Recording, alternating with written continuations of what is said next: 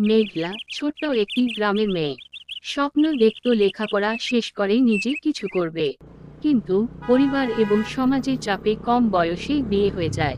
তার স্বামী রাজু শহরে একটি সাধারণ চাকরি করে। প্রথম দিকে সব ঠিকঠাক চলছিল, কিন্তু ধীরে ধীরে মেঘলার জীবন নিঃস্ব হয়ে যায়। রাজুর আচরণ ক্রমশ বদলে যেতে থাকে। কাজের চাপ, সংসারের খরচ এবং নিজের হতাশা মিলে রাজু মেঘলার সাথে রুক্ষ ব্যবহার করতে শুরু করে। মেঘলা প্রতিদিন ঘরের কাজ করে, পরিবারের দায়িত্ব পালন করে, কিন্তু তার কষ্ট কেউ বোঝে না। মেঘলা একদিন জানালার পাশে বসে নিজের স্বপ্নগুলোকে স্মরণ করল।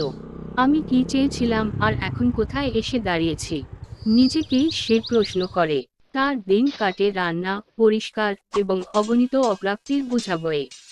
একদিন তার ছোট ছেলেটি বলে, মা, তুমি তো সব সময় আমাদের জন্য কাজ করো, কিন্তু